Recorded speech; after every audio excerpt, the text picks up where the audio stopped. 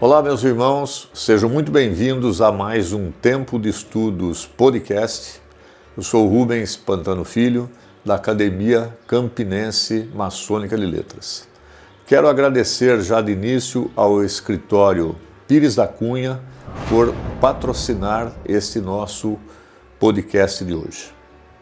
Assim como fizemos em algumas gravações anteriores, homenageando lojas maçônicas da cidade, da região, hoje nós vamos também homenagear uma loja aqui da cidade vizinha de Salto, no estado de São Paulo, que é a Fraternidade Saltense número 456, que é filiada ao Grande Oriente Paulista.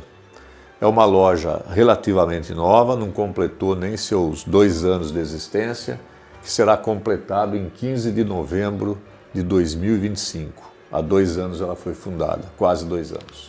Bem, primeiramente, o nome.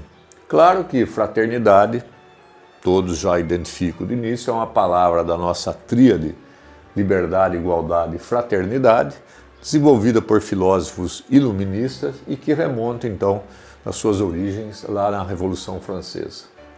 O termo fraternidade deriva do latim fraternitas, que significa essencialmente a relação de irmandade, de amor, seja entre irmãos de sangue ou entre irmãos como nós ou pessoas que cultivam entre si uma relação de solidariedade e de apoio mútuo.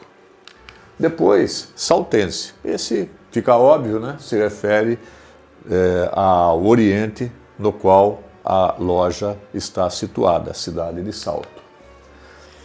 Aparece em destaque no emblema da loja as colunas J e B, Jaquim e Boaz. Jaquim, a coluna J representando beleza ou sabedoria, e a coluna Boaz, B, representando a força, além de outros significados que são atribuídos às duas colunas.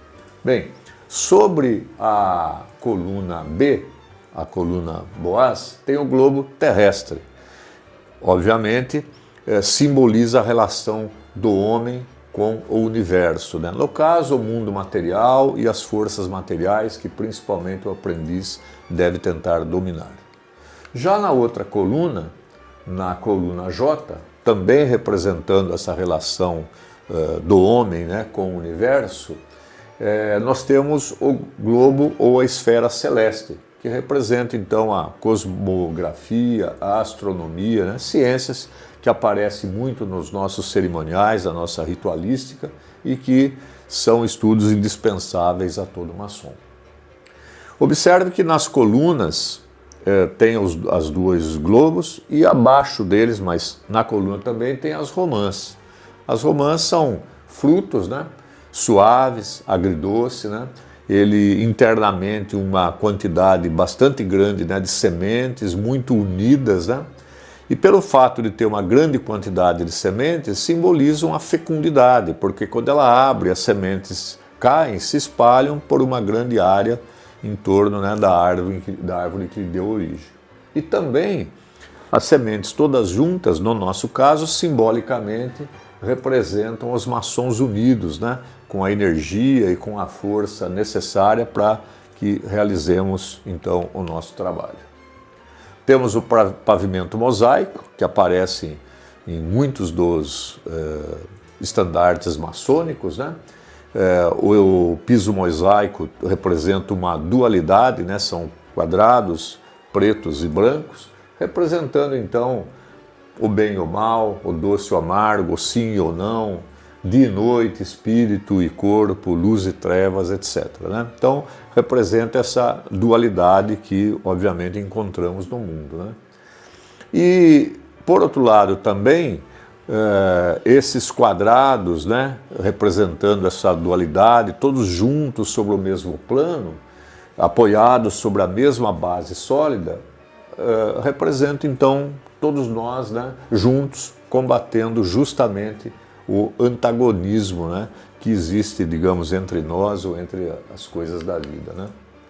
Depois temos as ferramentas que são típicas da nossa ordem, que herdamos então dos maçons operativos. Primeiro esquadro e compasso, vocês observam que está logo ao final do piso mosaico, o esquadro, né, o ângulo reto, indicando então retidão, moralidade, né, a ação do homem sobre si mesmo e sobre a matéria.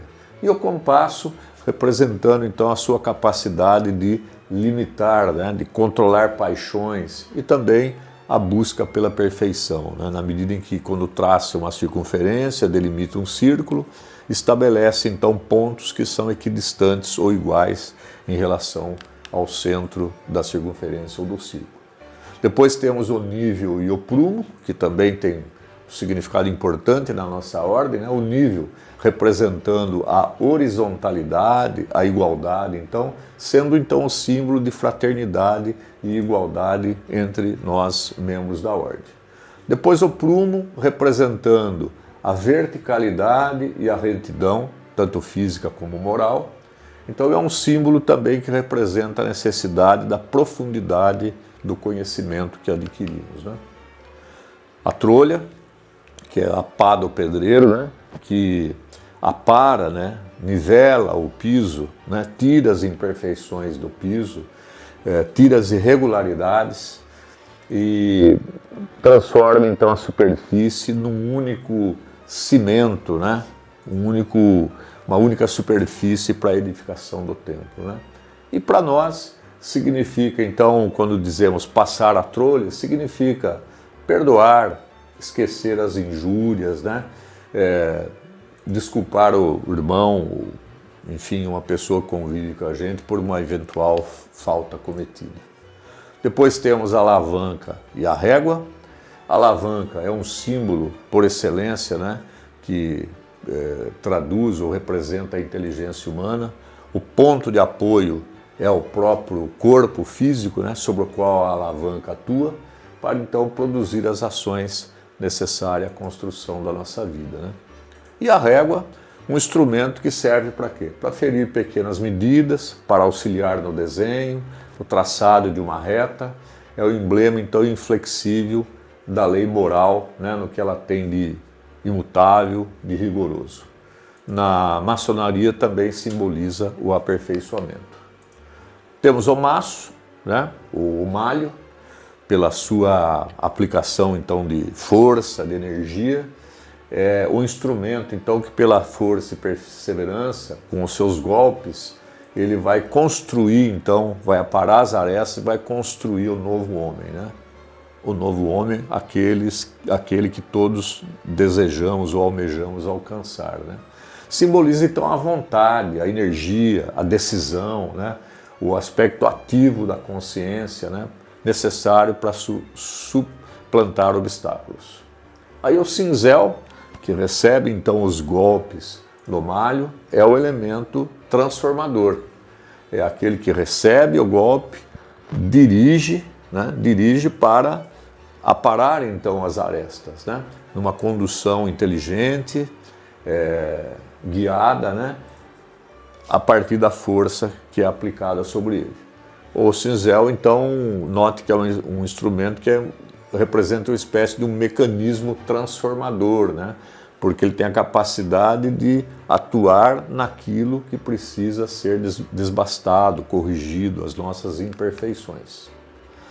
Pedra bruta e pedra polida, representando então, primeiro, nós, quando ingressamos na ordem, no nosso estado inicial, o aprendiz, a pedra bruta, com todos os nossos defeitos, as nossas imperfeições. E sob o trabalho, então, simbólico, né, do maço e do cinzel, essa pedra bruta se transforma numa pedra polida. Note que a representação significa, então, o homem já melhor aparelhado, melhor lapidado, para que possa, então, atuar de maneira mais eficiente na nossa ordem e na nossa sociedade. Os raios de luz que aparecem ali sendo no brasão, sendo emanados do delta, representam então o sol, né? O símbolo do intelecto, né? Note que a luz, ela, digamos assim, vem do pensamento, né? Então, o pensamento é representado aí pela luz do conhecimento. O delta luminoso tem várias interpretações. No plano físico seria o Sol, né, de onde emana então a vida e a luz. Num plano intermediário, ou astral, simboliza o verbo, ou então o princípio criador. E no plano espiritual, o grande arquiteto do universo, né? O delta luminoso é um dos principais símbolos da nossa ordem, né? E traduz então a presença do grande arquiteto do universo, né? Representando ou demonstrando a sua consciência. Simboliza então a eterna e divina vigilância que observa e registra os atos do ser humano. Isso porque também observe que no delta luminoso aparece o olho que tudo vê, que representa sim a vigilância divina, o olho da providência, o olho da divindade, né? O princípio divino, criador, onipotente, ou seja, o grande arquiteto do universo. Já finalizando, nós temos lá ao fundo um rio e uma cachoeira. Por que motivo? Porque a cidade de Salto tem uma relação muito importante e significativa com o rio Tietê. Ao longo da sua extensão no rio Tietê, na cidade de Salto é onde aparecem as maiores quedas d'água. Daí, inclusive, o nome da cidade, Salto, né? Uma queda d'água. Nesse rio, para algumas formações do lado esquerdo do rio, há rochas sedimentares que inclusive comprovam a existência de geleiras no estado, claro que durante o período glacial. O rio Tietê tem uma relação muito importante com o Salto, é uma das principais atrações da cidade, principalmente as quedas d'água, né? E observe que ao lado, né, próximo das colunas, nós temos dois pássaros que parecem andorinhas, né? Na verdade, são pássaros chamados taperás, são parentes próximos das andorinhas, e nesses afloramentos de granito, que existem então em certas margens do rio Tietê, na região de Salto, esses pássaros ali presentes, eles então utilizavam alguns espaços como local de repouso ou de construção, né, de ninhos para reprodução. Então esses taperás têm um significado importante, é um símbolo da cidade de Salto e representa então um emblema que significa afeição à terra, né, a igualdade entre os cidadãos. Com isso, nós terminamos aqui a explicação do emblema, né, utilizado no estandarte da loja Fraternidade Saltense. Eu quero agradecer aos irmãos Diego Antônio Xavier da Silva e também ao irmão Ronaldo Francisco Bertoli, o primeiro que me forneceu o material, e o Ronaldo é o irmão que elaborou um trabalho explicativo, né, que eu utilizei para a feitura desse podcast. Parabéns aos irmãos da nossa querida loja Fraternidade Saltense, do Oriente de Salto, uma loja nova aqui na região e já caminhando aí a largos passos, né, para o aperfeiçoamento então dos irmãos que a loja pertence. Agradeço mais uma vez ao escritório de advocacia Pires da Cunha pelo patrocínio para esse nosso programa.